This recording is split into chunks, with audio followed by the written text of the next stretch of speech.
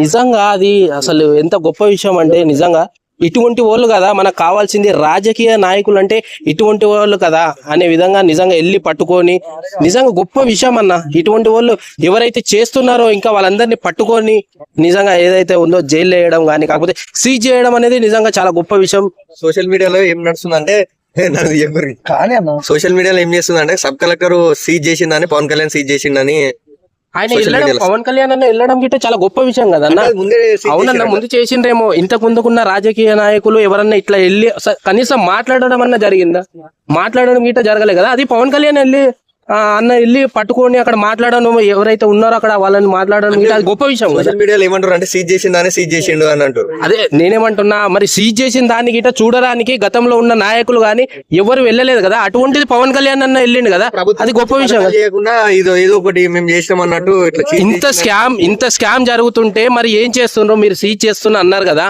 Seize చేస్తున్న ఎవరైతే మా పవన్ కళ్యాణ్ అన్న వెళ్ళక ముందుకే సీజ్ అయిన బోట్నే మళ్ళీ వెళ్ళి పట్టుకున్నారు అన్నారు కదా. మళ్ళీ ఎందుకు సీజ్ చేయకుండా మీరు బయటికి మాత్రం మేము సీజ్ చేశాము, పోలీస్ వాళ్ళు చేశారు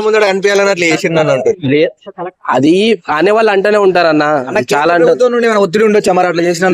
లేదు ఏం ఉండదు బ్రదర్. ఎందుకంటే ఈ బియ్యం అయితే ఏవైతే ఉన్నాయో ఎక్కడికి వెళ్ళిపోతున్నాయి, ఇక్కడ ఏం జరుగుతుంది, ఈ రాష్ట్రంలో ఏం జరుగుతుంది, అసలు మరి అక్కడ ఉన్న నాయకులు ఏం చేస్తున్నారు, మరి పోలీసు వాళ్ళు పట్టుకున్నారు సీజ్ చేసిందని సీజ్ మళ్ళీ వెళ్ళి పవన్ కళ్యాణ్ అన్న సీజ్ చేసిండు అది అంటున్నారు కదా.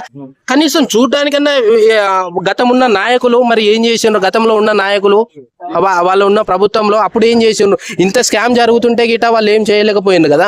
మరి ఇప్పుడు పవన్ కళ్యాణ్ అన్న వెళ్ళి పట్టుకొని ఇంత స్కామ్ జరుగుతుంది అంటుండ్రు కదా, మరి పట్టుకొని దాన్ని ముందుకు తేవడం కానీ సీజ్ చేయడం అనేది గొప్ప విషయం. అది అటువంటి దాన్ని సీజ్ చేసిన గతంలో ఎన్నో తప్పులు చేసిండు, అవి ఇప్పుడు బయటపడుతున్నాయి. ఇప్పుడు పవన్ కళ్యాణ్ అన్న వెళ్తుండు కాబట్టి దాన్ని సీజ్ చేసిండు. అంతకు ముందుకే పవన్ కళ్యాణ్ అన్న వెళ్ళక ముందుకే సీజ్ చేసిండు అనేది ఇది ఎంత దుర్మార్గం తెలుసా. ఇది కావాలని వైసీపీ వాళ్ళు ఏమంటున్నారంటే మీ ప్రభుత్వంలో తప్పు జరిగింది కాబట్టి మీరు ఖచ్చితంగా రాజీనామా చేయాలంటున్నారు.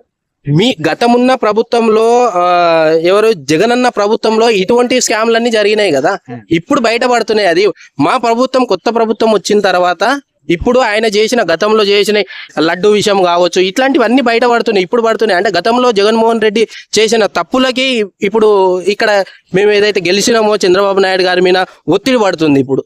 సో అది పవన్ కళ్యాణ్ మీద ఒత్తిడి వస్తే ఆ షిప్ ని వదిలేయడం ఏమైనా జరుగుతుందా?